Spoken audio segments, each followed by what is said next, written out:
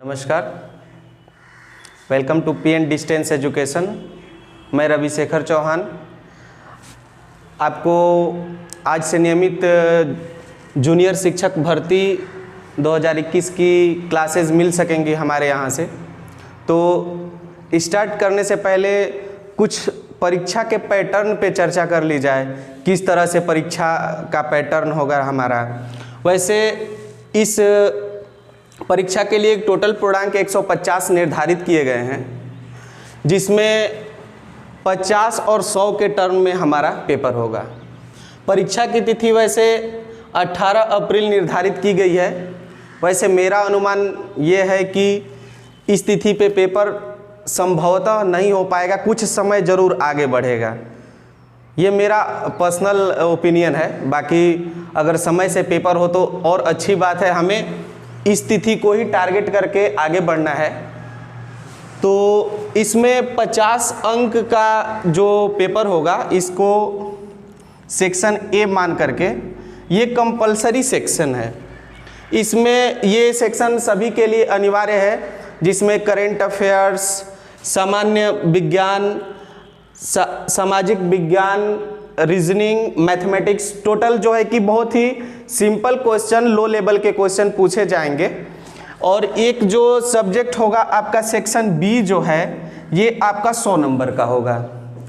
इसमें आपके personal subject, जिस सब्जेक्ट के आप टीचर बनना चाहते हैं, उस सेक्शन से रिलेटेड आपको क्वेश्चन पूछे जाएंगे। इसमें बहुत कुछ नहीं है, आपको ध्यान से एकदम सिलेबस के अकॉर्डिंग तैयारी करनी है, जिससे आप अपने निर्धारित लक्ष्य तक पहुंच सकते हैं। एक बार और वेलकम। हम सेक्शन ए और बी, दो सेक्शन आपको मैंने बताया। सेक्शन ए एक बहुत ही बृहद सिलेबस है, जिसको आप स्क्रीन पे देख सकते हैं। इसको आप स्क्रीनशॉट कर लें। और यहाँ section B Hindi subject, section B का हिंदी सब्जेक्ट मैं आपको यहाँ पे टीच करने वाला हूँ। तो चलिए स्टार्ट करते हैं। सेक्शन बी पे बात कर लेते हैं, जो कि 100 नंबर का है। हिंदी, चूँकि मैं हिंदी आपको पढ़ा रहा हूँ, इसलिए हिंदी के सिलेबस की बात करते हैं। तो आपको हिंदी साहित्य एवं भाषा का इतिहास, करण, अपठित गद्यांश पद्यांश, प्रमुख लेखक कवियों का परिचय एवं उनकी रचनाएं। इसमें सबसे ज़्यादा आपको हिंदी साहित्य के एवं भाषा का इतिहास है, और प्रमुख लेखकों का जो है कि स्पेशल रूप से तैयार कराया जाएगा। व्याकरण वैसे सभी लोग पढ़ रहे हैं, और जो है कि व्याकरण भी आपका तैयार कराया जाएगा। लेकिन इतना ही सिलेबस है आपका, बहुत बड़ा सिलेबस नहीं है जिस प्रकार से आप देख रहे हैं। लेकिन इसमें जो है कि जूनियर की ये जो एडेड शिक्षक भर्ती हो रही है, ये पहली बार हो रही है।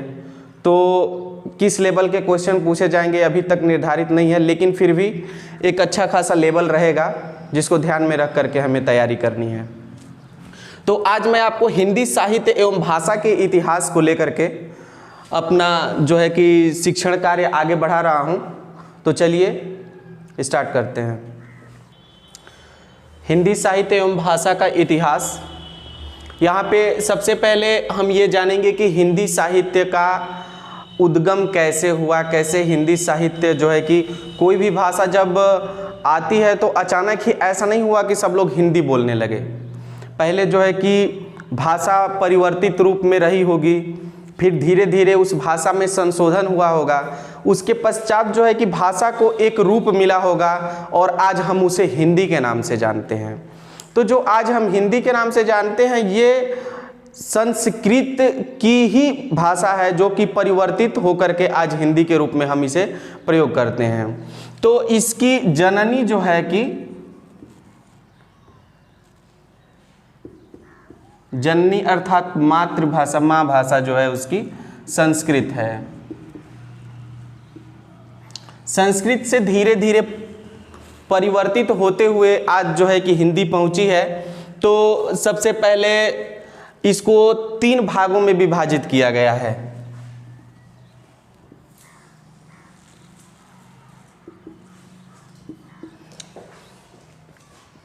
यहाँ पे सबसे पहले प्राचीन भारतीय आर्य भाषा,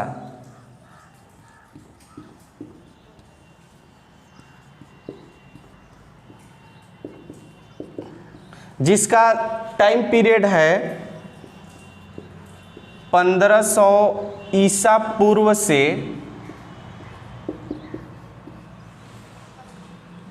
500 ईसा पूर्व तक।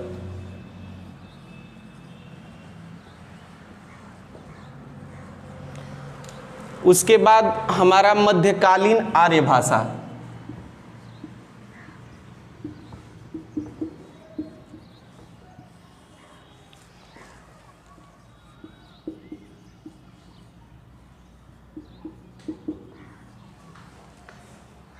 इसमें 500 ईसा पूर्व से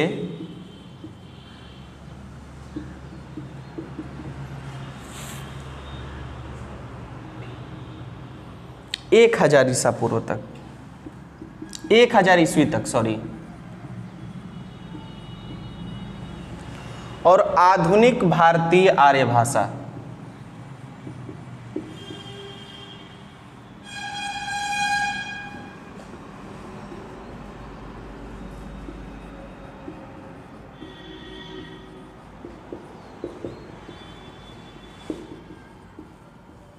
एक 1000 ईस्वी से अब तक।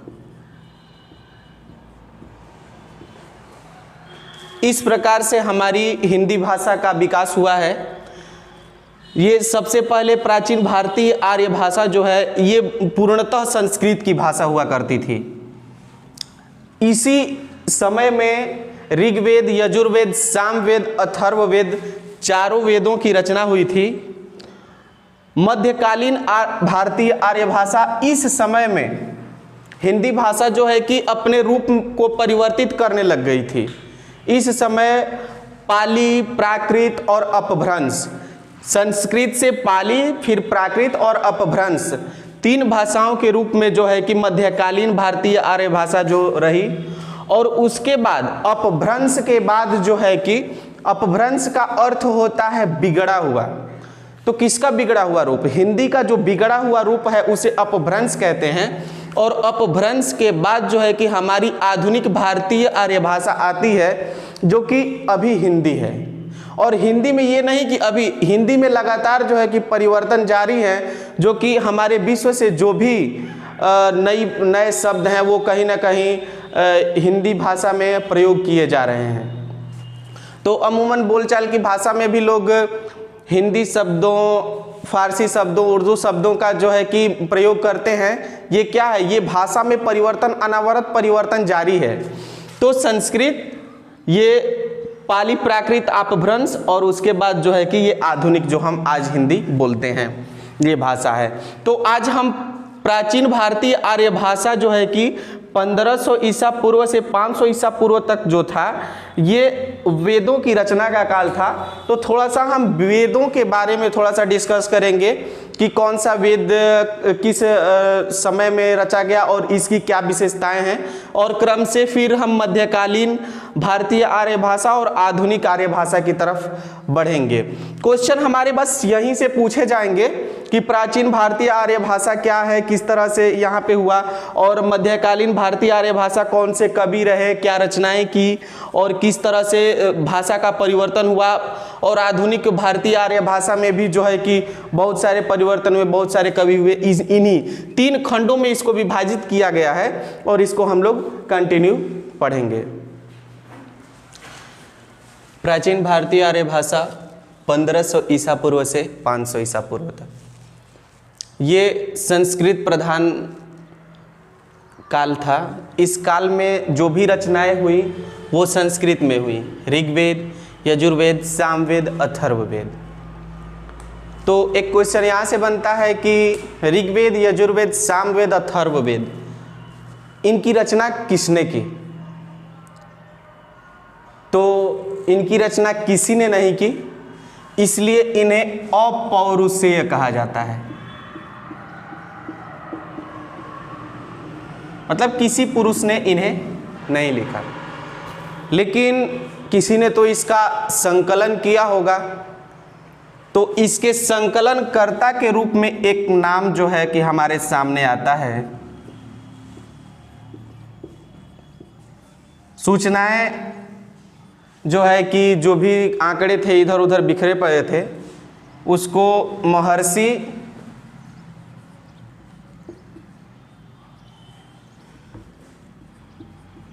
कृष्णाद्वैपायन वेद व्यास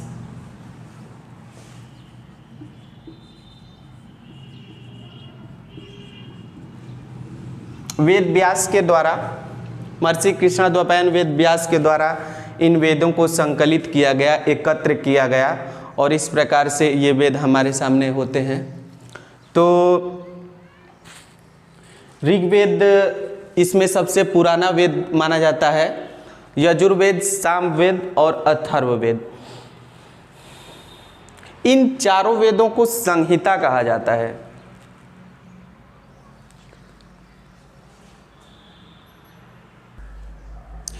ऋग्वेद में 10 मंडल हैं, 8 अष्टक हैं, नाम से ही स्पष्ट है, अष्टक 8, 10,600 मंत्र हैं, 1028 सूक्त हैं। इसके पुरोहित को, जो इन मंत्रों का उच्चारण करता है, उसको होत्र या होता कहते हैं। दूसरा और 7वां मंडल सबसे प्राचीन एवं पहला व 10वां मंडल सबसे बाद का है।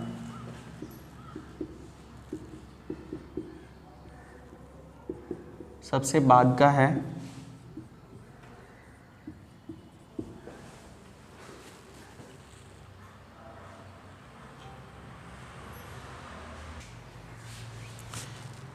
ऋग्वेद की 5 शाखाएं हैं, शाकल, अश्वलायन, मांडुक्य, संखायन और वास्कल। इसमें 10वें मंडल में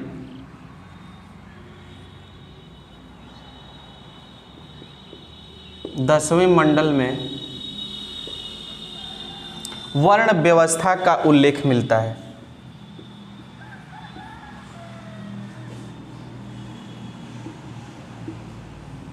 वर्ण व्यवस्था का उल्लेख मिलता है।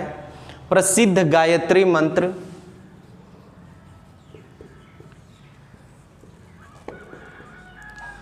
गायत्री मंत्र ऋग्वेद से ही लिया गया है, ऋग्वेद से ही लिया गया है। अब बात करते हैं सामवेद की। सामवेद, इसमें 1549 ऋचाएं हैं। इसको भारतीय हिंदी गानों का जो है कि जनक माना जाता है। सामवेद यहाँ पे होना चाहिए, समवेद हो गया है। भारतीय संगीत का जनक इस वेद को माना जाता है। 78 नई ऋचाएं इसमें पाई जाती हैं। बाकी जो भी 1549 ऋचाओं में से 78 के अतिरिक्त जो हैं वो ऋग्वेद से ली गई हैं।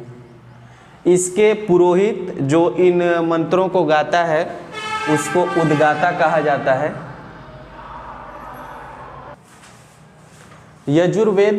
यजुर्वेद का अर्थ होता है गद्य एवं पद्य, अर्थात ये जो वेद है हमारा गद्य और पद्य दोनों में लिखा गया है। इसके 2 भाग हैं, कृष्ण यजुर्वेद और शुक्ल यजुर्वेद। कृष्ण यजुर्वेद में गद्य का संकलन किया गया है। शुक्ल यजुर्वेद में जो है कि जो पद्य हैं, जो भी गाने की परंपरा थी सामवेद के अनुसार, उसका संकलन किया गया है। इसके पुरोहित को अथर्वयु कहा जाता है।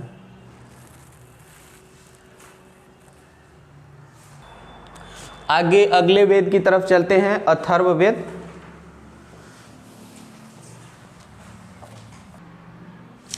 अथर्ववेद काफ़ी इंटरेस्टिंग वेद है। 20 मंडल है, 731 ऋचाएँ हैं, 5987 मंत्र हैं और पुरोहित ब्रह्मा, कुरुओं का राजा। इसके पुरोहित को ब्रह्मा या कुरुओं का राजा कहते हैं। अथर्ववेद में मुख्य रूप से जादू, टोना, वशीकरण से संबंधित मंत्र हैं और आज निश्चित रूप पे इसी पे शोध होता है। और जो हमारे गांव का जो सोखा होता है वो यही कुरुओं का राजा होता है, जो छोटे मोटे थोड़े थोड़े मंत्र को जानता है और कितनी उसको सफलता है, कितना उसको उस पे उसने शोध किया है और कितना वो सही है ये तो मैं नहीं जानता हूँ, लेकिन है यही चीज़। इसी के अनुसार वो लोग जो है कि जादू, टोना और वशीकरण जो है कि किया करते हैं। ये हमारा चौथा और अंतिम वेद था अथर्ववेद। तो आप लोग चाहें तो इस अथर्ववेद का संकलन मंगा करके और जादू टोना भी अब करना सीख सकते हैं। तो अगले टॉपिक की तरफ चलते हैं। अभी अभी हमने प्राचीन भारतीय आर्य भाषा के बारे में लगभग एक संकीर्ण रूप से उसको हमने पढ़ा है, 1500 ईसा पूर्व से लेकर के 500 ईसा पूर्व तक। और अगला हमारा टॉपिक है मध्यकालीन भारतीय आर्य भाषा। इसको अगली क्लास में डिस्कस किया जाएगा। और उसके बाद एक और टॉपिक आएगा हमारा तीसरा, आधुनिक भारतीय आर्य भाषा। इसके बाद हम जो है कि हिंदी साहित्य के इतिहास पे चर्चा करेंगे कि हिंदी साहित्य का इतिहास किसने लिखा, किस प्रकार से लिखा, और उसके बाद क्रमशः हम पंक्तिबद्ध रूप से आगे बढ़ेंगे। Thank you for watching.